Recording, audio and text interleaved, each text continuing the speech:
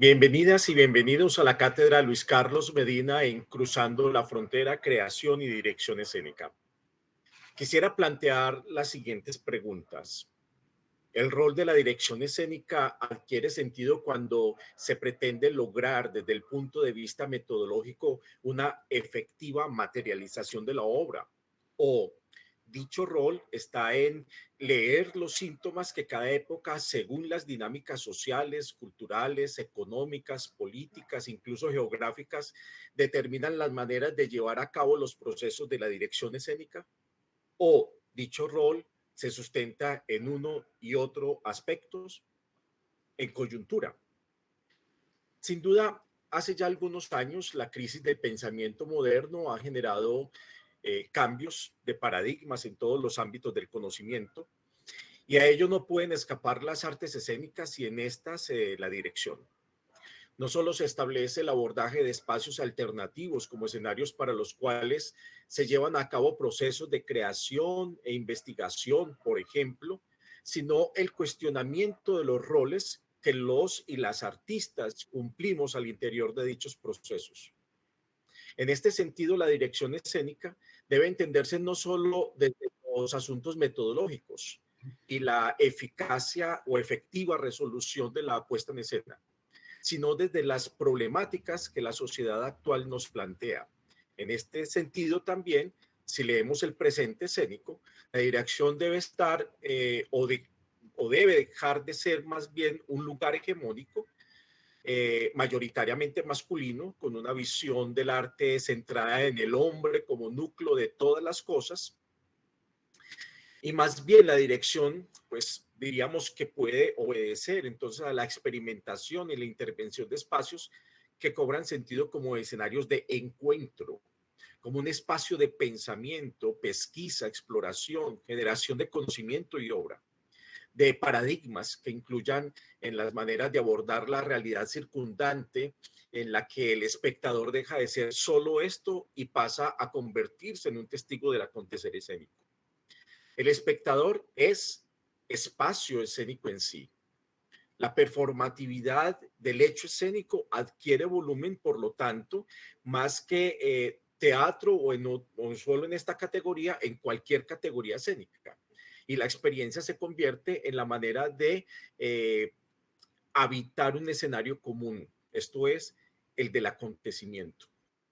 La obra ya no debe ser perenne, debe hacer parte del presente, y yo diría que su validez también está en la inmediatez y en la emergencia, en la función que cumple en el presente, en la detonación de un dispositivo memoria que incluya la imagen como garantía de una condición estética.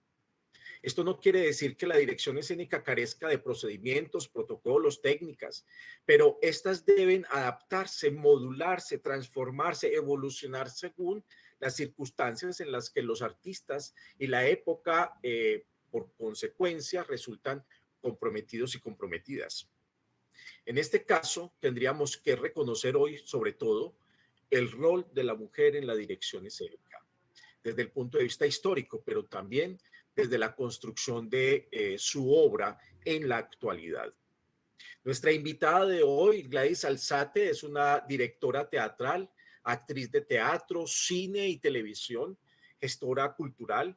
Es licenciada en Lingüística y Literatura de la Facultad de Educación de la Universidad de Medellín, Colombia. Es licenciada en Arte Dramático de la Escuela de Teatro de la Universidad de Antioquia, en Colombia. Máster en Artes, con énfasis en Artes Escénicas de la Universidad de Costa Rica, y además una mujer consecuente con lo que aquí se ha planteado.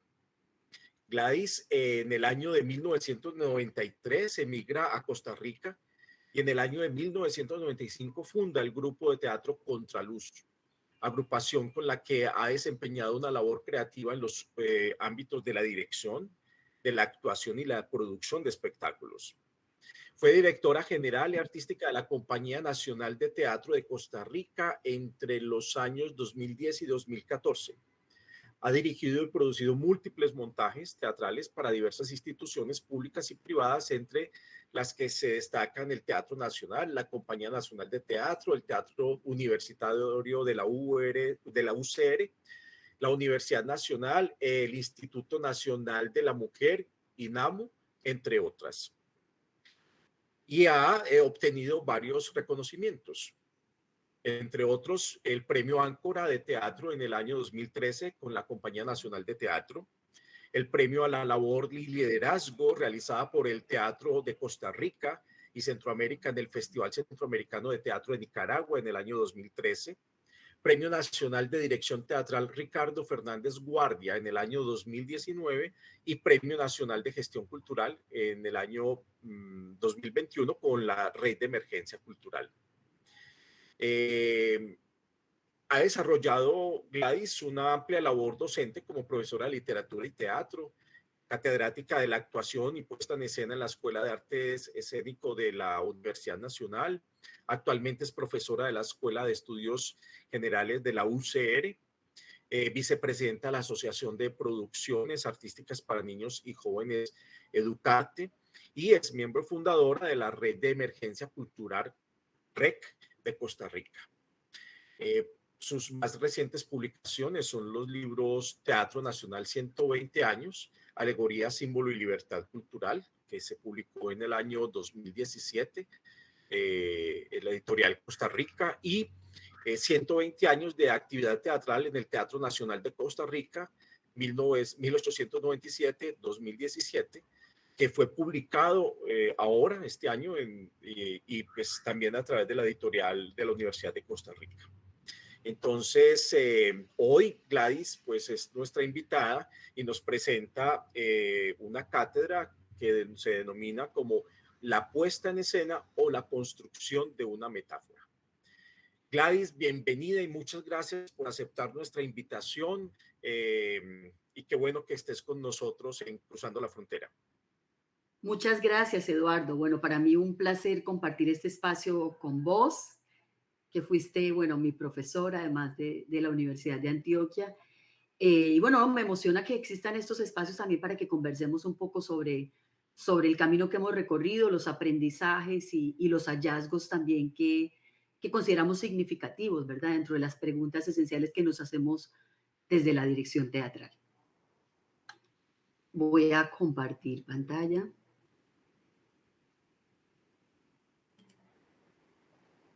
Segundo. Bien. Yo creo que este ha sido un encuentro muy maravilloso realmente, pues ha sido a partir de reuniones sobre el tema del teatro y bueno, y las trayectorias. Y bueno, yo creo que sin duda, pues Gladys ha sido también una investigadora. Creo que a través de ello ha generado un pensamiento que no solo ha estado en sus publicaciones, sino también en muchas charlas y ponencias incluso. Entonces, bueno, adelante, Gladys. Muchas gracias. Bueno, yo quería abordar un tema que me ha inquietado desde hace algunos años, que tiene que ver con la presencia de la poesía en la escena, qué es la puesta en escena y cómo habitamos ese espacio como un espacio poético, esencialmente poético, ¿verdad? Porque sabemos que hay muchos lenguajes que se conjugan. Y bueno, en esta lectura que hago del proceso creativo, pues obviamente fusiono las dos disciplinas en las que me he movido en mi historia personal. O sea, ya contabas, Eduardo, que yo estudié literatura, lingüística y literatura, y además artes dramáticas. Y creo que hay muchos elementos que son complementarios y que por otro lado pues nos abren posibilidades también de interpretación para acercarnos a la creación escénica. Así que bueno, propongo abordar estos tres aspectos esenciales. ¿Cuál es la naturaleza y la función del arte? Vinculado con lo mismo que vos planteabas ahora. ¿Para qué hacemos teatro? ¿Cuáles son las conexiones que tiene ese arte que nosotros desarrollamos con la sociedad en el presente? ¿Cómo sucede esa construcción de la metáfora escénica y cómo la abordamos desde el proceso de investigación-creación? Y el tercer aspecto, las relaciones de la dirección en el proceso creativo. ¿Con quiénes nos vinculamos? ¿Con qué objetos también estamos construyendo esa puesta en escena? Dentro de la naturaleza y la función del arte, tenemos que considerar que no se puede hablar de una función en general del arte, sino de una concreción histórica del fenómeno artístico, que está determinada por algunos aspectos esenciales que tiene que ver, primero, con las necesidades sociales del arte. Y sabemos que la historia del teatro pues ha cumplido muchos roles, desde los religiosos, actualizaciones míticas, ha servido también para revitalizar esos sentidos vitales, por ejemplo, cuando se hacen ceremonias para pedir algunos elementos de la naturaleza, ¿verdad? Específicamente, por ejemplo, que llueva o que deje de llover, etcétera. Pero también el arte cumple un papel de prestigio social en algunos contextos o de difusión mítica e histórica en esa función educativa que siempre y muchas veces reivindicamos en el arte, entre otras facetas. Y dentro de esas funciones también tenemos que considerar, y esa naturaleza, que el arte es una composición, es decir, utiliza aspectos morfológicos. Y en esa composición, pues definitivamente nosotros hacemos elecciones que tienen que ver precisamente con lo personal, con lo que somos, con la forma como hemos construido nuestra visión estética de un contexto, de una realidad. Y también está atravesado por aspectos ideológicos, por supuesto, y estéticos. Todos estos elementos suman, ¿verdad?, para que finalmente también se constituya socialmente algunas estructuras o modelos de recepción artística que no necesariamente están determinados por los creadores, por nosotros, sino que están atravesados por criterios culturales, por criterios históricos, sociales, individuales, públicos o privados. Y yo creo que nos movemos en una forma permanente entre todos estos contextos de recepción y nos generan a nosotros los directores determinadas demandas. ¿En qué contexto producimos una obra? ¿Por qué la producimos con ciertas características? ¿Cuál es el respaldo que tenemos para esa creación? ¿Cuál es la demanda que tenemos también para esa obra en determinado momento? Eh, y todo esto definitivamente pues marca un elemento esencial, que es finalmente que lo social y lo estético están profundamente relacionados entre sí, aunque constituyan espacios autónomos. Es decir, la sociedad la valoramos de una forma, lo estético también, podemos verlos como mundos compartimentados, independientes, pero finalmente tenemos que aceptar que hay una compenetración en esos dos universos y que se determinan y que definitivamente construyen ese universo en el que nosotros también estamos produciendo la obra artística. Por eso dice Octavio Paz, una civilización es un mundo. Ahí está reflejado un pensamiento, una construcción de pensamiento de un momento histórico.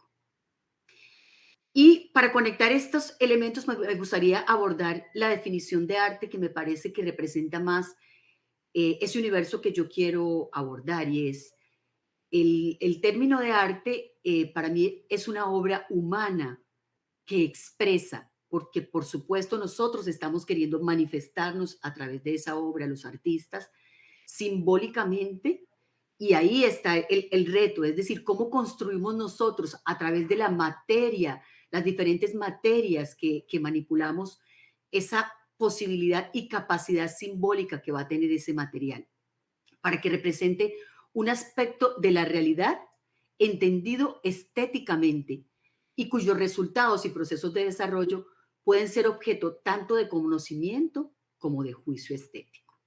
Vemos entonces que es una definición, bueno, bastante completa, ambiciosa si se quiere, y que nos permite además abordar entonces el arte desde multiplicidad de facetas que se están conjugando de forma permanente en esa obra. ¿Cuáles son esos aspectos relevantes en esta definición del término arte que me parece importante considerar? Primero, que es un proceso de simbolización del mundo. Y el significado del arte entonces no es solo un significado literal, no es unidimensional, es un significado connotativo, con un lenguaje plurisignificativo, cargado de posibilidades que nosotros permanentemente entonces, como, tanto como creadores o como espectadores, podemos actualizar, podemos volver a esa obra y cargarla de nuevas significaciones. Em, por el otro lado, la esencia del arte no depende de la materia con la que se realiza la creación.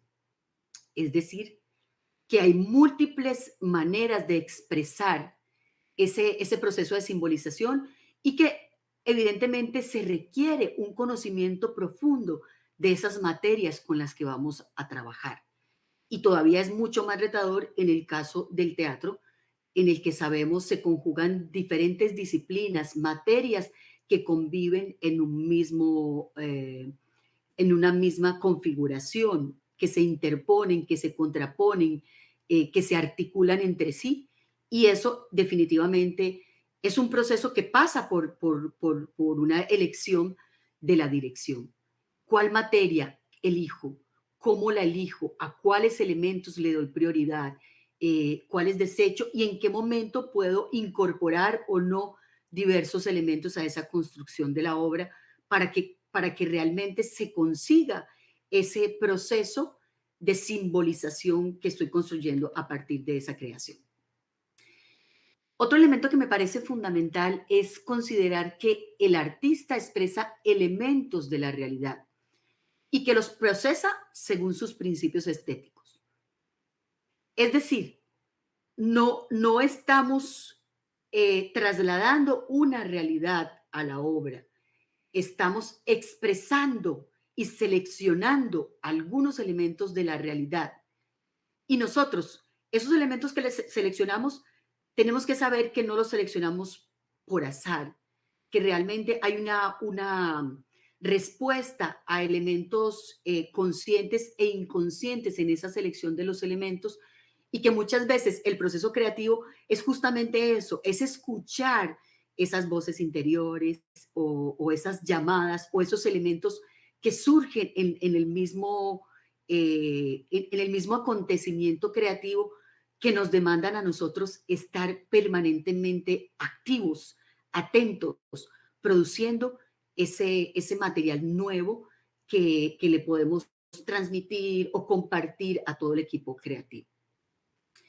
La obra de arte entonces posibilita también un espacio de conocimiento, tanto para el artista porque es un proceso enriquecedor desde el planteamiento mismo del origen, del germen del proyecto creativo. Nosotros estamos siendo objetos de conocimiento y nos estamos abocando a plantearnos preguntas esenciales que tenemos que encontrar desde la dirección o debemos buscar la forma de que sean preguntas orgánicas frente al material y que además se puedan compartir de forma clara, casi transparente con el equipo para que vamos encontrando respuestas en el propio proceso.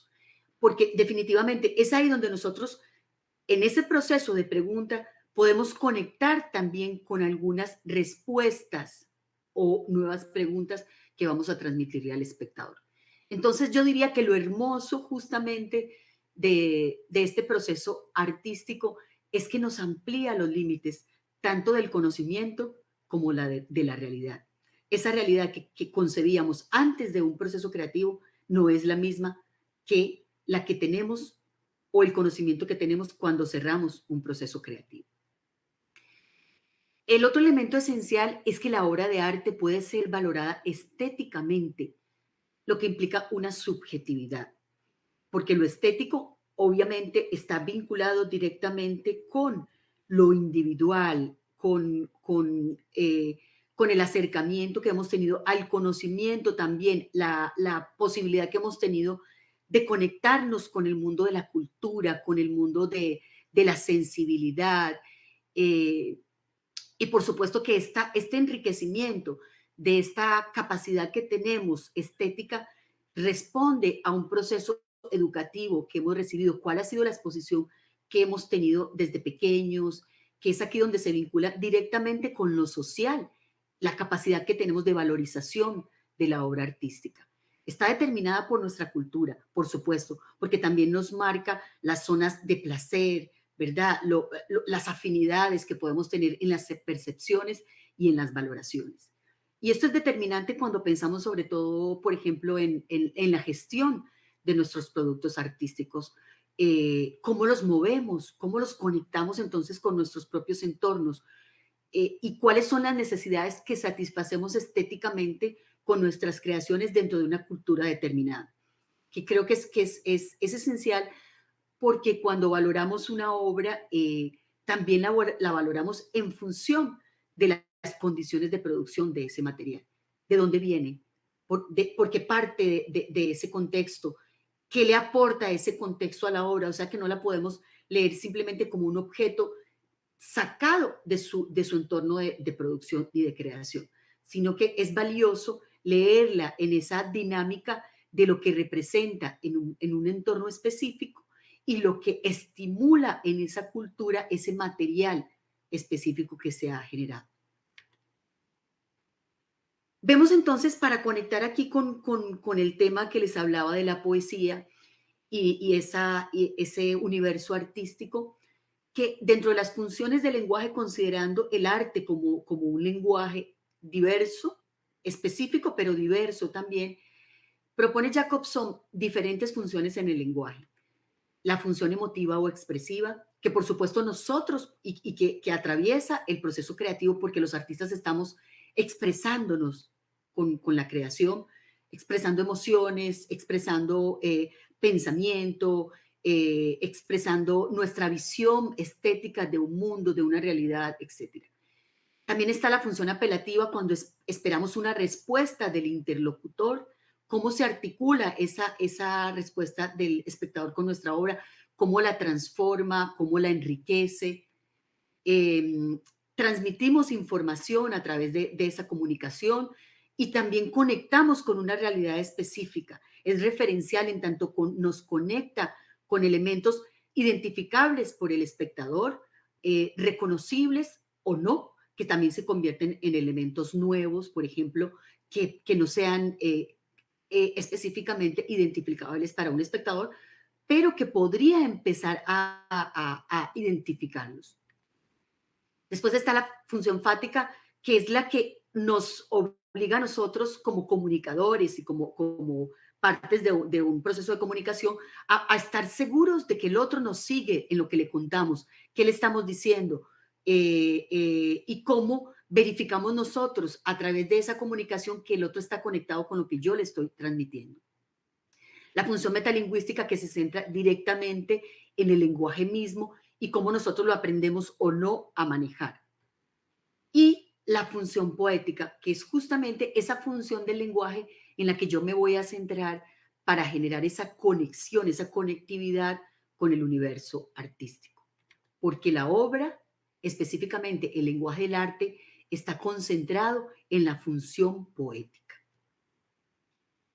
¿Qué hace la función poética específicamente? Nos lleva a centrarnos sobre el mensaje mismo, sobre la construcción, a articular nuestra visión en ese mensaje que estamos recibiendo, en ese, por decirlo de alguna manera, artilugio que se construye a través de la propia poesía que se genera, tanto en el discurso literario como en el discurso artístico. Ese mensaje, entonces, es capaz de crear imaginariamente su propia realidad. Es un universo de ficción independiente de la realidad empírica. Y esto es fundamental. ¿Qué tanto nosotros, al construir una obra, somos capaces, como lo hacen los poetas, ¿verdad? Como lo hacen los escritores de ficción, los literatos, de crear imaginariamente nuestra propia realidad? Este universo que se convierte en un universo autónomo, independiente de la realidad empírica. Ese universo que además puede ser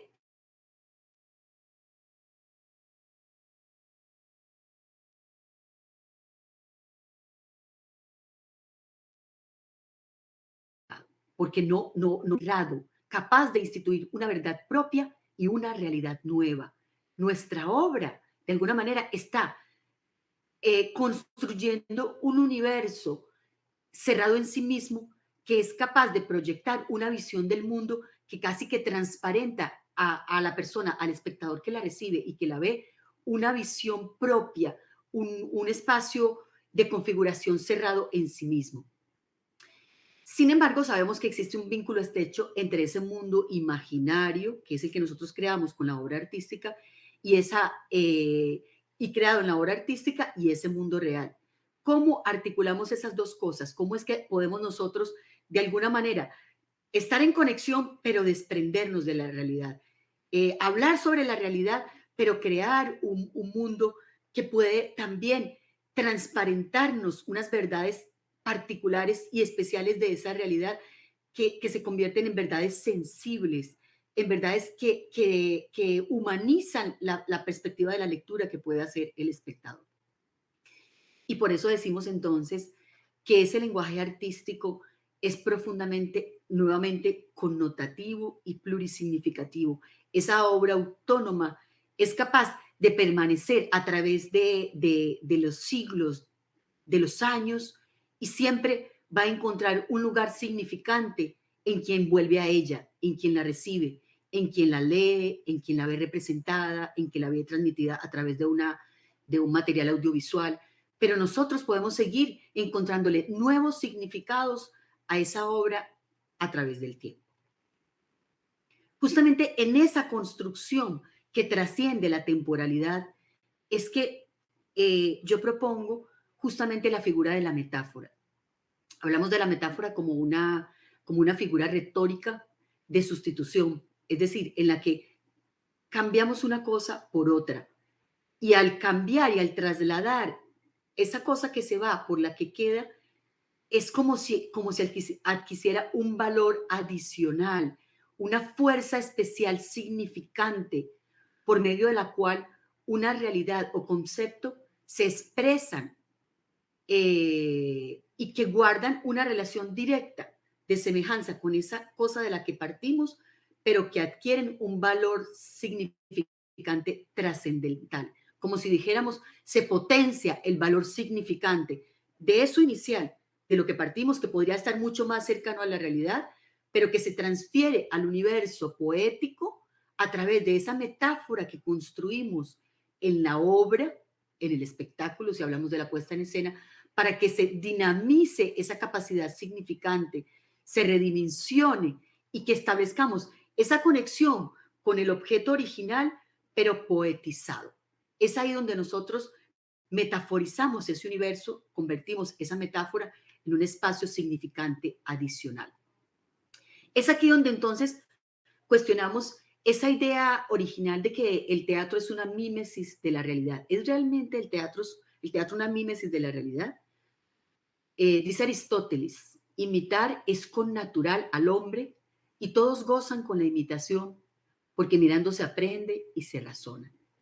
Y es cierto que hay en ese juego de la imitación que nos propone el teatro una capacidad también de pensar ese entorno en el que vivimos, ese espacio de la realidad en el que hemos desarrollado nuestra potencia creativa.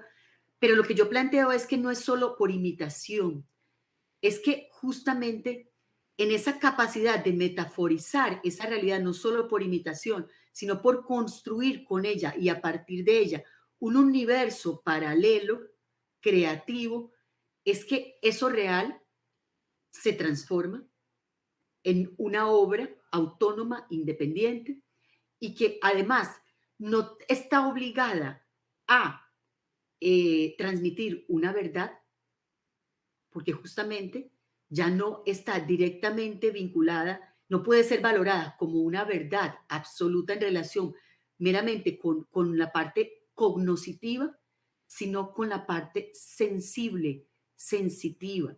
Y ahí articulamos otros elementos adicionales que nos plantea la puesta en escena. Entonces, justamente a partir de estos elementos que trascienden la mera mímesis, construimos la puesta en escena como un universo teatral metafórico, constituido por la energía de los actores, la palabra, el movimiento, los sonidos. Todos estos elementos juntos crean su propio mundo autónomo de formas y contenidos. Y es ahí donde nosotros entonces, los directores, jugamos ese papel esencial de articuladores, como de miurgos, como dioses un poco, que decimos que existe en ese universo, que puede estar, que puede habitar ese universo, que convive con esos elementos que vamos seleccionando de esa realidad con la que estamos trabajando, que puede ser cercana, o más bien, que debe ser cercana a nosotros porque es justamente esa que queremos poetizar, eh, y que a partir de esas decisiones nosotros decimos cuáles cosas son parte, pueden ser parte de ese universo y cuáles no. Evidentemente, esto implica un proceso complejo de investigación, de búsqueda, en la que nosotros, los directores, tenemos que desarrollar una lucha permanente con la materia teatral. Y ya sabemos que la materia teatral es múltiple, es también puede ser incluso dispersa por todos esos elementos que nosotros tenemos que seleccionar, y esa materia teatral nos permite a nosotros construir ese universo propio a través de una escucha especializada, una mirada especializada, atenta, y a través de un elemento también fundamental que tiene que estar surgiendo del proceso creativo, que es la creación de relaciones sólidas, diversas, con algunos elementos fundamentales que han existido históricamente en la puesta en escena, pero que además han ido evolucionando en su rol dentro de los montajes teatrales, como por ejemplo, el papel de la dramaturgia. Sabemos que el texto teatral ha ido evolucionando su presencia en el montaje. En algún momento el elemento central de la teatralidad estaba sustentado y sostenido por la dramaturgia, por el texto, pero ese proceso ha sufrido un desplazamiento. Y en el siglo XX, cuando entra justamente la figura del director a la puesta en escena, a crear ese elemento de la puesta en escena, entonces ya ese protagonismo se empieza a compartir, no solamente con la dramaturgia, ¿verdad? Sino con esa faceta creativa que aporta el director al montaje teatral y que también busca dejar su impronta particular en ese discurso estético que genera la individualidad del creador. El otro elemento esencial con el que nosotros tenemos que trabajar directamente los directores en el montaje, en la puesta en escena, es la actuación. Es decir, cómo nosotros activamos esa creativa del actor para que no esté en función solamente del deseo de la dirección, sino que tenga un espacio propio, como lo tiene el dramaturgo, también para ser un elemento que se articula con todos los elementos de la composición, y cómo la actuación puede jugar desde la parte propositiva, creativa, a generar su propia naturaleza y aportar desde ese lugar orgánico que encuentra en ese universo su faceta creativa. El otro elemento esencial también de este proceso es el espacio escénico.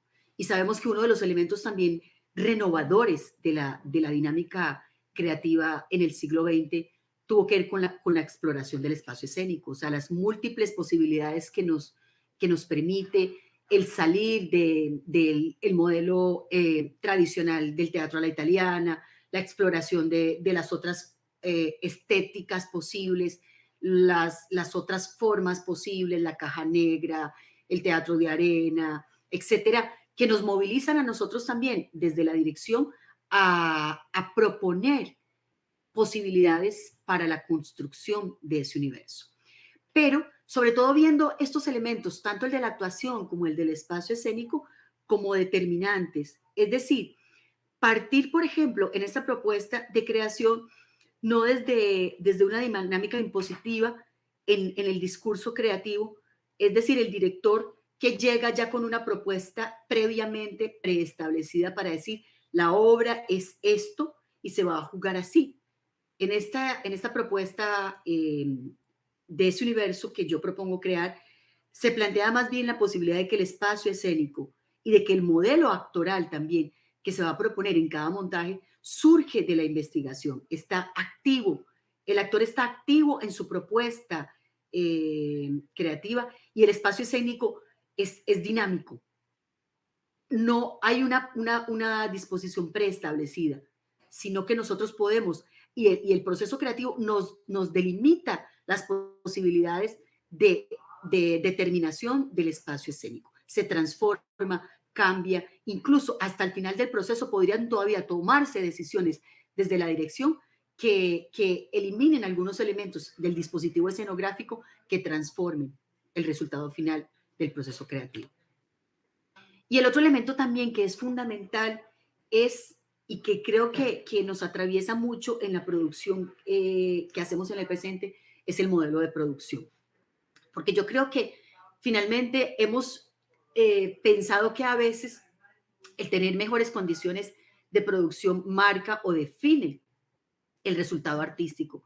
Y creo que pues nos damos cuenta una y mil veces que no es así, que a veces movernos incluso de los modelos de producción preestablecidos, de los grandes formatos, de los teatros a la italiana o de los teatros con un nivel de producción con muchos recursos económicos, no necesariamente condiciona el resultado del proceso creativo y mejora tampoco las condiciones de creación. Justamente creo que las condiciones de creación parten más para mí específicamente del modelo de trabajo y de la escucha que se genera desde la dirección. Perdón.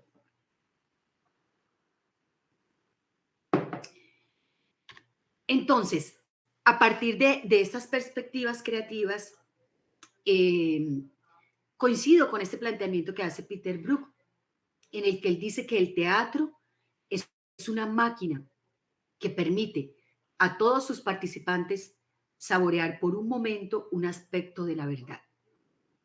Es como un espacio en el que se hace traslúcido en el universo poético del teatro algunos descubrimientos. El teatro entonces es una máquina para trepar y descender, es como un subir y bajar por las escalas del significado.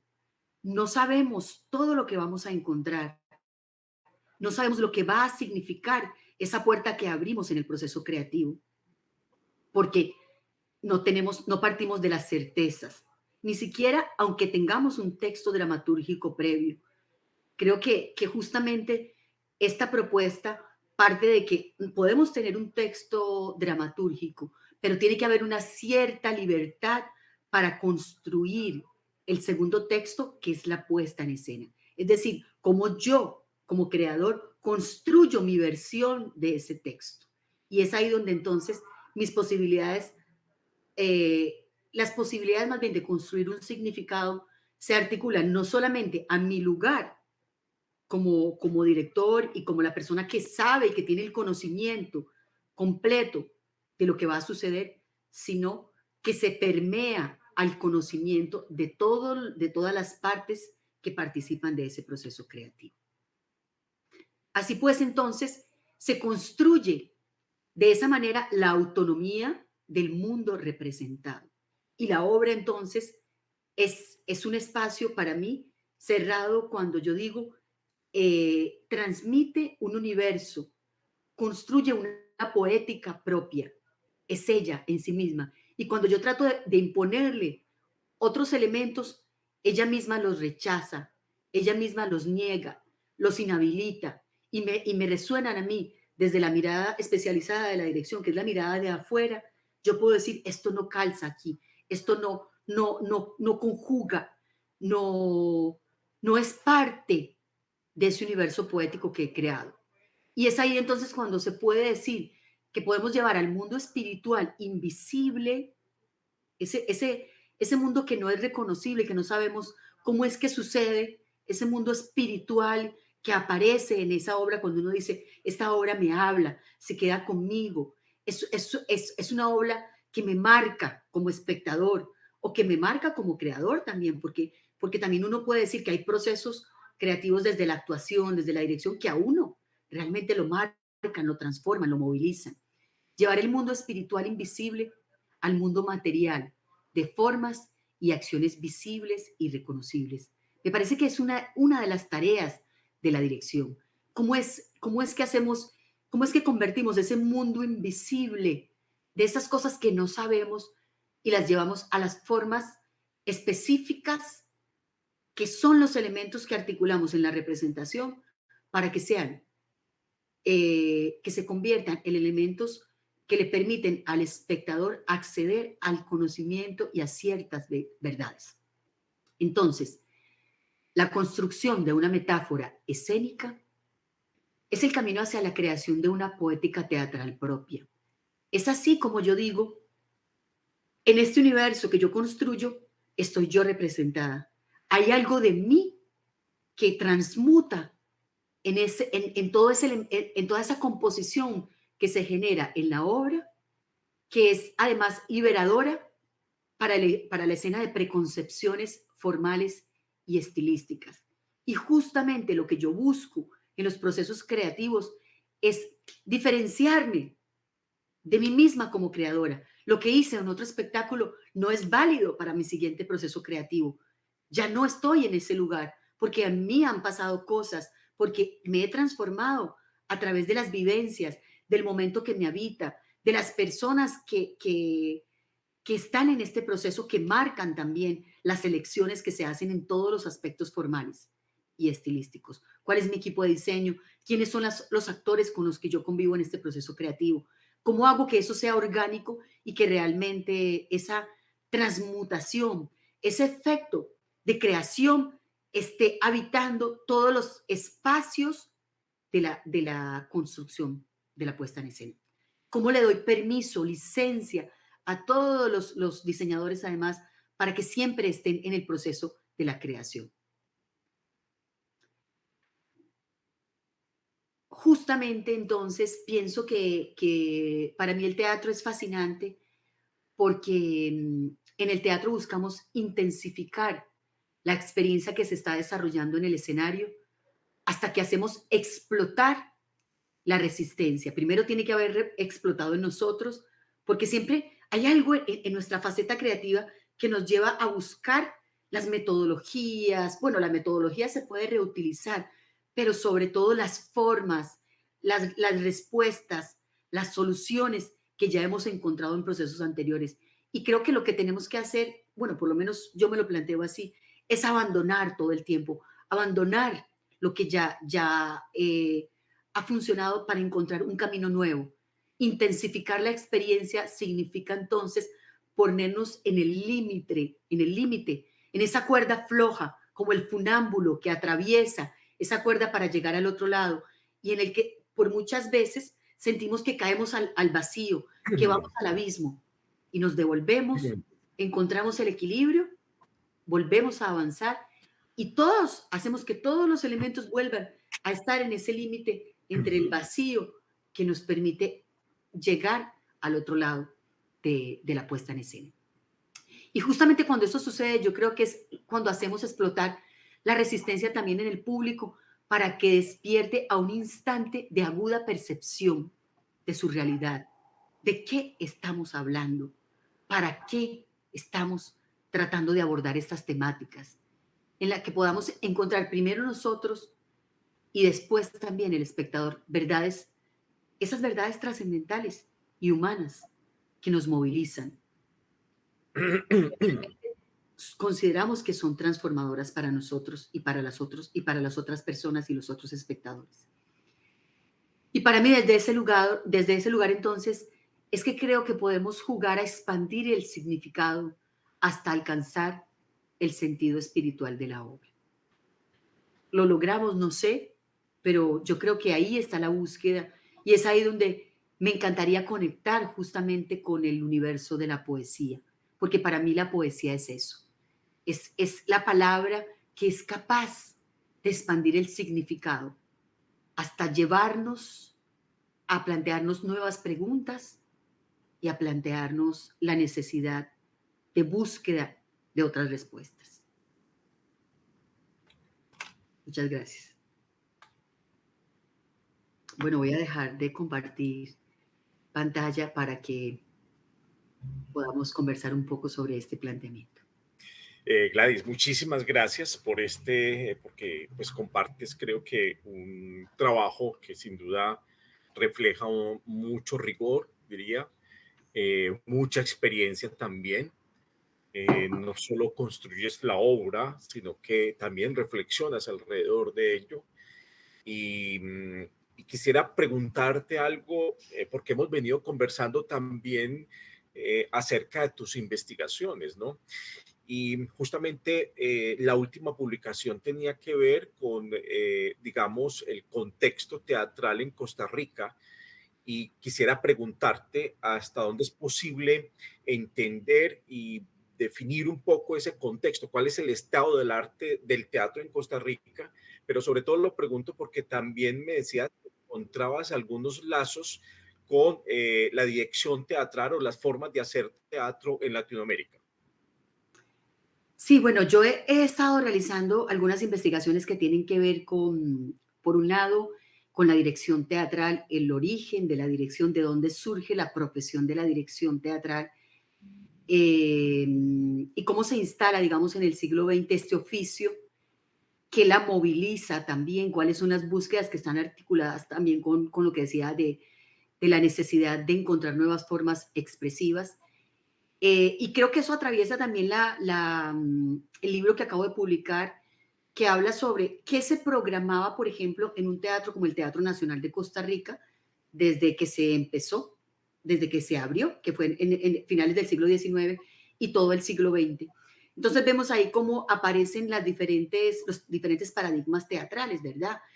Hacia finales del siglo XIX y toda la primera mitad del siglo XX, tenemos una estética completamente controlada por las compañías españolas, ¿verdad? Que circulaban por estos países y que eran estéticas bastante, mucho más acartonadas, estaban, partían específicamente de una dramaturgia, que era también además una dramaturgia española, casi hasta la década de los 60, los años 60, teníamos una presencia radical, así, fuertísima del teatro español, y esto pasaba en América Latina, ¿verdad?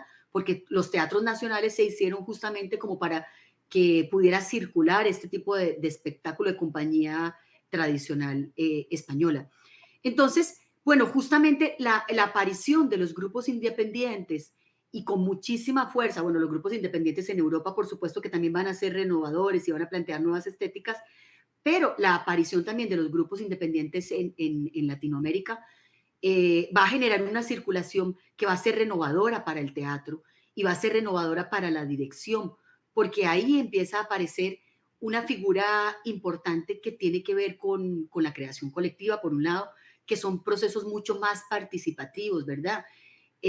Más colaborativos, en la que ya no es esa figura tradicional del director que lo sabe todo, que define, que determina, sino que permite también un abordaje mucho más colaborativo, que es justamente este tipo de montaje al que yo me refiero en estos procesos creativos. Y por el otro lado, bueno, también ese recorrido, pues evidencia, por ejemplo, que ha habido un predominio de los hombres, una estructura muy patriarcal en la presencia de los hombres, tanto en la dramaturgia como en la dirección. Y que justamente eso refleja no solamente lo que está sucediendo en Costa Rica, sino en el mundo. Vemos que circulan muy pocas compañías con la presencia de alguna mujer directora. De repente aparece, por ejemplo, alguna mujer codirigiendo con su marido, pero son mínimas. Y después, incluso en los espectáculos que circulan de la propia América Latina, pues tampoco eso va a ser relevante, la presencia de las mujeres. Hacia más o menos la década de finales de los años 80 y los 90, en las que ya aparece algunas mujeres directoras en Costa Rica, y eso también se va a reflejar con la presencia de mujeres directoras en América Latina y por supuesto en el mundo. Entonces, bueno, creo que el estudiar estos procesos historiográficos es interesante porque también me permite tener una perspectiva de género. Y la pregunta esencial es cómo llegamos las mujeres a la dirección. para reproducir el mismo modelo patriarcal de funcionamiento, qué nueva sensibilidad aportamos a los procesos creativos, cómo abordamos nosotros el acompañamiento, por ejemplo, de las mujeres a la parte de la actuación, si es desde la misma perspectiva de los hombres o si podemos entrar desde otros lugares. Y bueno, mi respuesta es que tenemos que aportar con una visión renovada también, desde una perspectiva diferente, desde una sensibilidad diferente que nos permite a nosotros pues la vivencia femenina en la dirección. Efectivamente, uno de los, digamos, frases que me llevo también de las reuniones que hicimos previas y demás, era justamente que la dirección era un lugar de resistencia, ¿no? Y tiene que ver con lo que estás diciendo justamente. Quisiera que habláramos un poquito de tus obras, porque supongo que están articuladas obviamente por toda tu formación, o sea, todo lo literario, pero también lo teatral, pero digamos que también por el contexto de producción al que te refieres justamente en Costa Rica, ¿no? Entonces, cuéntanos un poco de esas poéticas que vienes trabajando desde la escritura, desde la dramaturgia, pero también de la puesta en escena. Bueno, yo sí creo que el teatro es un lugar de resistencia. Creo que justo tal vez las características propias del teatro, que es un espacio de convivencia más personal, ¿verdad? En la que nosotros buscamos generar un acercamiento con el espectador, con el público que sea particular.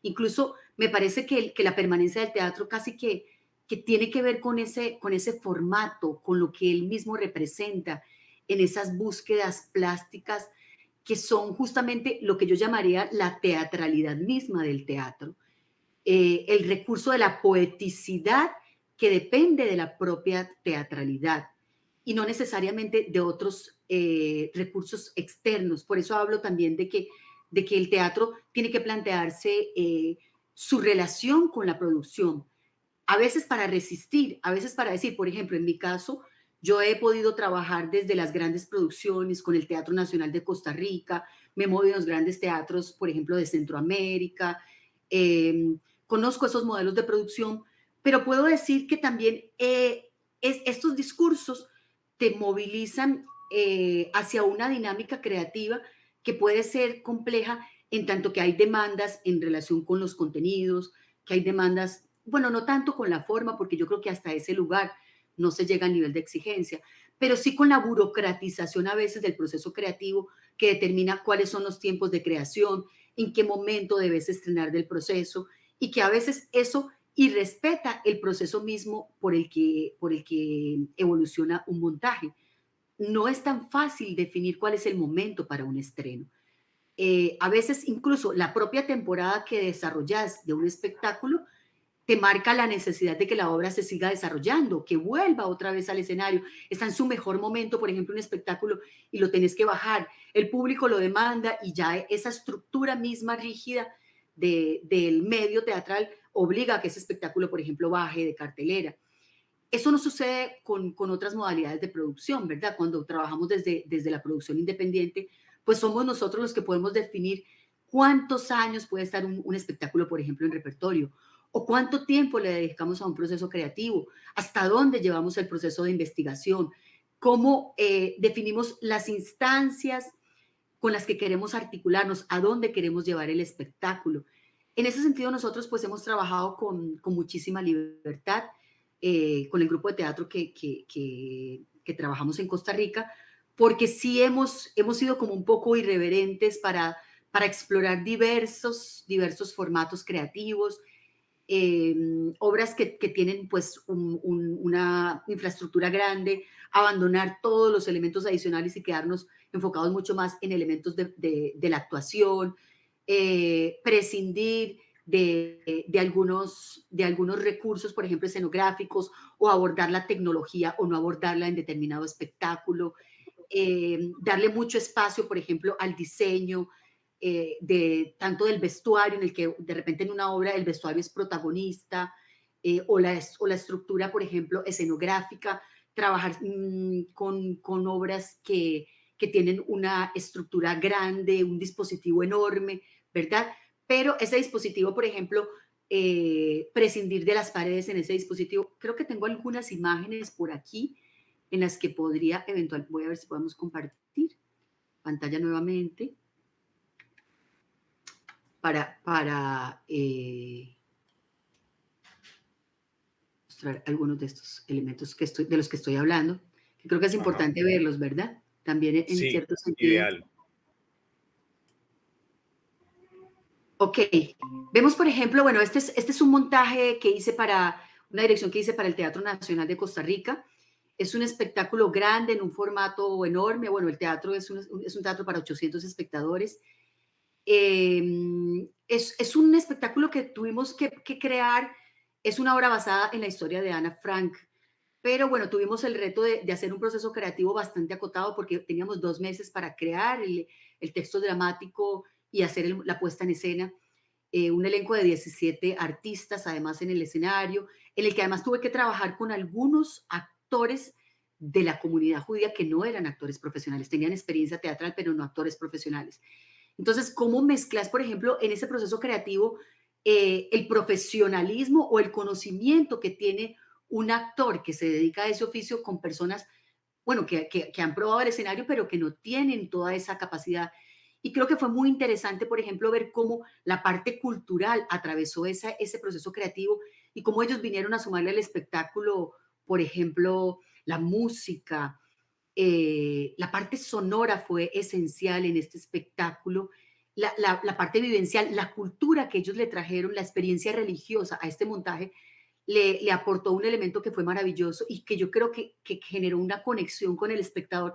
Justamente eso que decimos, la parte sagrada del teatro, que atraviesa, digamos, el elemento cultural y que uno no lo puede inventar como director, que uno tiene que dejar, tiene que dejar que eso transpire en el escenario, en el proceso de investigación, en las improvisaciones. En ese espectáculo fue muy lindo eso.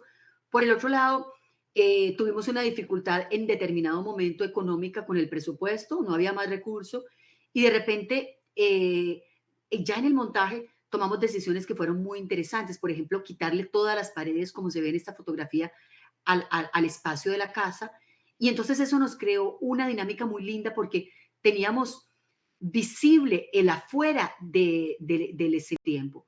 Entonces, esto me llevó a mí a tomar decisiones en el montaje que fueron muy interesantes.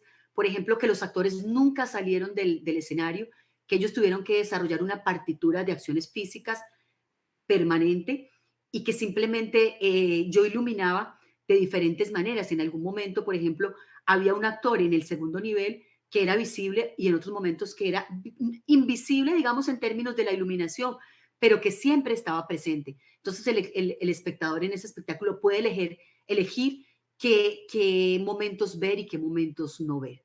Entonces esto, por ejemplo, del afuera y del adentro, se articuló muy lindo con una decisión que tomamos, por ejemplo, en este espectáculo, que era que el personaje de Ana Frank no fuera un solo personaje, sino que fueran dos, y que es algo que conectó de una forma muy linda con los espectadores, sobre todo jóvenes de este espectáculo. Esta obra fue una obra que estaba dirigida para un público joven. Después tenemos, por ejemplo, este montaje que fue una versión que hicimos de Las Tres Hermanas de Chekhov, en el que la plástica escénica, bueno, también trabajamos mucho el tema de las alturas, pero trabajamos con un dispositivo escénico bastante complejo. Este círculo, por ejemplo, se movilizaba, las actrices subían y bajaban de forma permanente. Y en esta obra tuvimos un reto muy grande que era el tema del vestuario, porque el vestuario se convirtió en un dispositivo que transformaba las escenas y que era un significante muy potente en el espectáculo. Y bueno, yo tuve que resolver algunas cosas en función de eso, o sea, aparece, desaparece, cómo jugar en ello, cómo desvestimos a las actrices hasta dejarlas en elementos, en algunos elementos muy básicos que eran significantes también en el dispositivo teatral. Después tenemos una obra como esta, que es Círculo Vicioso, en la que trabajamos, bueno, con 4 actores, y era una obra que se diseñó para girar. Entonces, lo que nosotros generamos como un dispositivo escénico eran 4, esto que se ve acá son 4 cajas de cartón, literalmente de cartón, que tienen 4 puertas que se abren y se cierran, entonces los actores salen y entran de esas cajas de cartón iluminadas desde adentro, por ejemplo. Entonces creaban como unas posibilidades de juego escénico que eran muy interesantes. Y eran 3 cajas, perdón, y 2 semiparedes que daban vueltas. Entonces ellos entraban y salían por ese dispositivo escénico. Este es un espectáculo que hice para un teatro de cámara, un teatro muy pequeño, en el que la iluminación jugaba un espacio esencial porque básicamente es un espacio de 3 frentes y una sola pared de fondo. Entonces, esa pared cumplía un rol fundamental porque casi que era el espacio que conectaba con el mundo imaginario del personaje. Entonces, el personaje es una obra sobre el tema del suicidio, que es un tema muy complejo. Toda la obra sucede en un hospital, en la habitación de un hospital. Entonces tenía una cama, que era una cama móvil que se transformaba porque este espacio, el espacio escénico de esa sala es más o menos alrededor como de 3 metros por 3 metros, es un espacio muy pequeño. Lo que hice fue generar un dispositivo además en el que el techo, desde el techo caían tierra, caían cosas, porque el mundo, había un terremoto en medio de la escena. Entonces, y estas 2 ventanas que se ven en este espacio, pues se abren y se cierran. Entonces, casi que el universo externo entraba desde el techo y desde esas 2 ventanas. Así que, bueno, todos estos espectáculos son muy diversos, o sea, ninguno se parece al otro. Juego con elementos muy diversos. En algunos trabajo con video, con mapping, en otros no, por ejemplo. Entonces, bueno, y trato de no imponerle como esos elementos a los espectáculos para que no sean como recetas preconcebidas de creación en los montajes y en las puestas en escena. Pero básicamente obedecen a eso, a espectáculos que van para determinado espacio, que van a girar o que no van a girar. Y las condiciones mismas de producción, pues, definen también esas características. Creo que está silenciado. Sí, ya. La verdad me alegra muchísimo que hayas pasado estas imágenes, que nos las hayas compartido, porque realmente, digamos, todo lo que estabas hablando del espacio, todo lo de la poética misma, en fin, yo creo que de las decisiones que se tienen que tomar por razones de producción, por ejemplo, ¿no? Yo creo que se convierten pues en digamos, incluso alternativas que no pensamos y que finalmente nos llevan a una producción también que no esperábamos desde el principio resolver de la manera que se resuelve finalmente, ¿no? Entonces yo creo que esa materialización del hecho escénico finalmente también, como tú dices, se vuelve todo un acontecimiento en sí. Pues Gladys, muchísimas gracias porque al compartir estas imágenes también vemos la teatralidad o la escenicidad que manejas. Incluso noto un asunto que me gusta mucho o que veo, no sé si te caracterizará o no, pero de alguna manera hay unos referentes literarios, ¿cierto? Y hay unas elaboraciones, digamos, los títulos ya nos están hablando de una intervención que se hace sobre esos referentes, ¿m? Y de los cuales te Sí, apropias justamente para llegar al escenario, ¿no? sí, claro, porque digamos, ahí en lo que compartí ahorita, que bueno, son como algunos materiales, hay, por ejemplo, 2 obras que vienen de materiales literarios, ¿verdad? Uno es un diario, el otro es un texto clásico, que es, por ejemplo, Pinocho, y nosotros lo que hacemos es abandonar todos los referentes que ya existen de esas obras, porque son obras que tienen muchísimas versiones. Entonces, más bien ahí la pregunta es, ¿cómo haces tu propia versión? ¿Cómo no repetirte? ¿Cómo no llegar, por ejemplo, al universo Disney o al universo X que existe sobre ese material y cómo crear tu propio universo con sus propias reglas de juego, sus características, en el que puedas realmente defender esa plástica propia? Para mí ese es un reto. Y yo creo que sí, que realmente ese habitar la literatura es muy interesante porque cuando partís, por ejemplo, a obras que no tienen esos referentes concretos en la palabra, sino que ya, aunque tengan su propia dramaturgia, vos creas completamente el mundo ficcional, va a aparecer ese mundo a partir de tu versión, es otro reto, ¿verdad?